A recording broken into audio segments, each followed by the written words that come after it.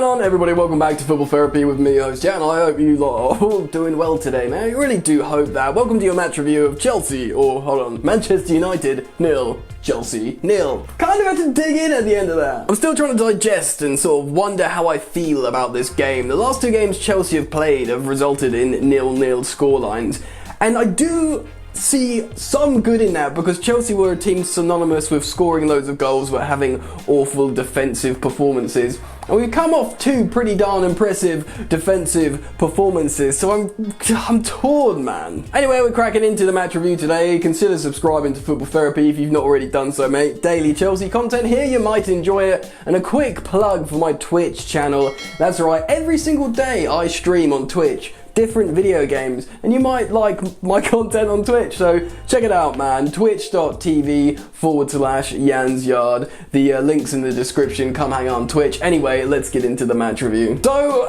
away at Old Trafford, and ultimately with the pressure on all coaches, a point at Old Trafford isn't the worst thing in the world. I do want to get this in early in the video, in the match review. Chelsea were robbed one of the most stone wall penalties you will see. Yes, at the end they had to dig in and Man United were putting the pressure on. Fair enough, we defended well, but in terms of a clear-cut chance, and having Jorginho and Fernandes in United's team, you're pretty much gonna convert the penalty.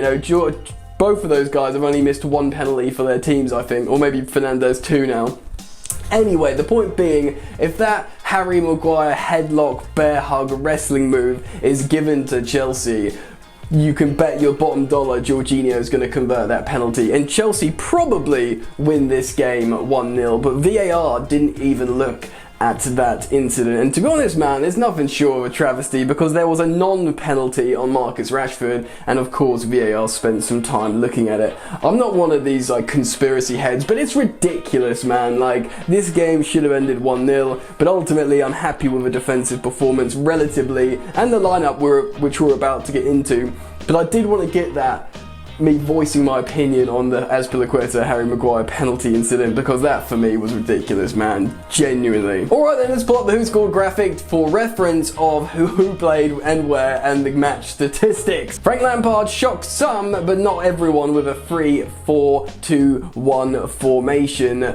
Ole Gunnar Solskjaer kept his 4-2-3-1 from the last Premier League outing where they beat Newcastle 4-1.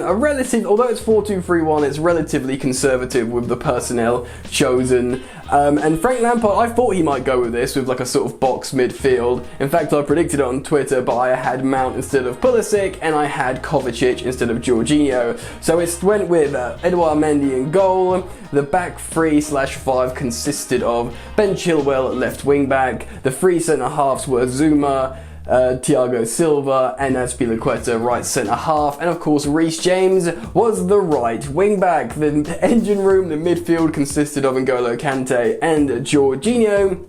Timo Werner was up front, and the sort of inside narrow forward/number 10s consisted of Christian Pulisic and Kai Havertz. Substitute appearances from Mason Mount, Tammy Abraham, and Hakim Ziyech. So let's be real, man, this was a relatively dead game.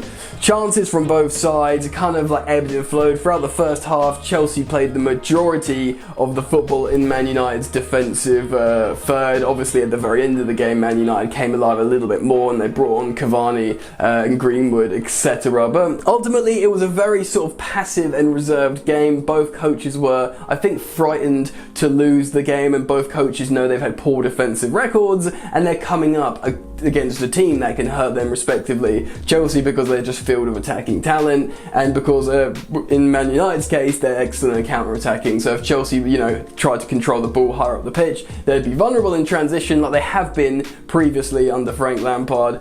So, alterations were made. There was a few chances here and there. Pulisic, and Werner breaking sometimes, nearly found each other, didn't. Kai Havertz had a couple of moments. I did like the professional foul from Kai Havertz, stopping a break at the very last few seconds of the first half, because that would have been an awful time to concede. Nice to see these sort of cultured German players still know when to professional foul.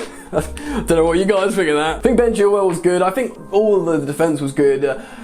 I'm gonna go through the player performances in just a second, but I want to finish talking about this game that was generally dead. So the Azpilicueta instance, that was probably the biggest talking point, which isn't saying much. And apart from Mendy being Superman in the goal. So I'm happy with the defensive performance, and it's a couple of nearly moments. You get all 3 points away at Old Trafford. So let's talk about player performances, and let's start with the big man in goal. Early doors in the first half, Edouard Mendy tries to do a pass with his left foot at the end of the first half, nearly puts it into his own net, but it just goes out for a corner. It was one of those wobbly moments. How is Mendy going to react from this mistake? Is he going to crumble and get nervous on the big stage playing for Chelsea away at Old Trafford in the Premier League? No, he has an excellent game. He makes 2 or 3 really good saves in this game, to be honest, man. And genuinely, I think this only comes from a goalkeeper and confidence. I'm not one of these people that think Kepa's a bad goalkeeper, but I think in the space that he is at the moment, he doesn't make those saves. Mendy does. He rises after his mistake and basically stands up, is counted, and puts in an epic performance, and probably is undoubtedly Chelsea's man of the match. Left wing back Ben Chilwell is pretty good. He's always available. He works very hard. He looks like one of our best players at the moment. Probably a couple of moments where he should have played the ball. Well, I was frustrated that he didn't play a ball, but I can't criticise his performance. Generally, he's been great, and when no one else was particularly magnificent going forward, I have to say he was good. The whole back three were pretty good. I'm loving Thiago Silva more and more. He can play really excellent long balls, with both his feet. Azpilicueta, I think he kept Rashford pretty quiet. Dan James didn't have a sniff against Azpilicueta.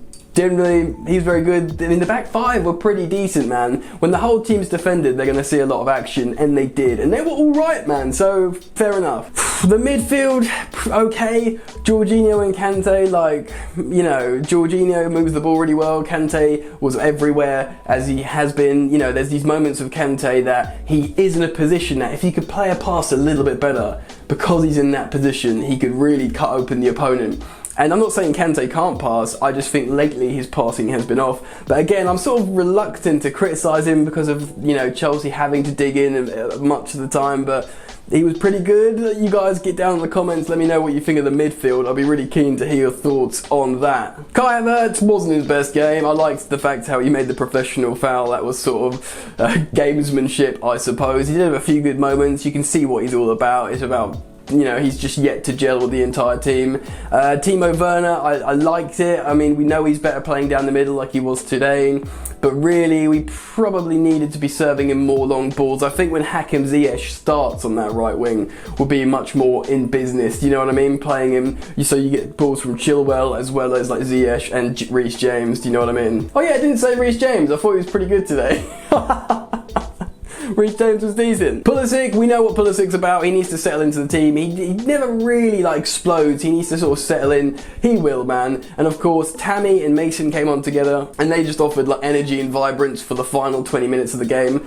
Super amounts of press. Tammy actually did a decent roulette, kept possession near the end. And I thought, I actually thought positive, those two coming on, thinking, they're not the most quality players in the team if you look at who was on the pitch, but in terms of running the opponent down and getting them tired and perhaps sneaking a win at the end, I actually felt quite confident that they might be able to do that. Ziyech came on, there was that moment where there was the handball towards the end, and they shouted handball and then they played on, and then someone messed up in that phase of play. I do think Ziyech is going to be excellent, but don't expect the world from him coming off the bench straight away. But yeah, he looks good, and to be honest, it's one of those things.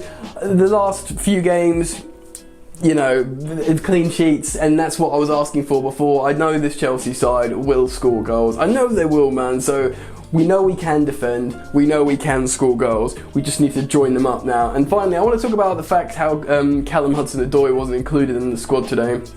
A lot of people were talking about it. I mean, we don't obviously know what's happening behind the scenes, so it would be wrong of me to say one thing's happened or one thing isn't happening, but I do want to see him succeed, and I think he could have been one of those players that came on in this game, and even if his pressing's not as good as Mount on the opposition, he could have offered maybe some little bit of magic, or I don't know. I really want Hudson-Odoi to succeed at Chelsea. I'd love to see him start against Krasnodar, get a start in a Champions League game for his confidence, but against an opponent, hopefully he can do something. But then again, I just don't know what's happening behind the scenes, so we'll have to see there. Anyway, I don't feel bad. I don't feel really this was an awful performance. I just feel a little bit better about the defending, and then I guess slightly disappointed we didn't take all 3 points or were given that penalty that we should have been given. But what do you think? Get down in the comments below. I want to hear it, man. Express yourself. Please do drop a like on the video. Helps me out a lot.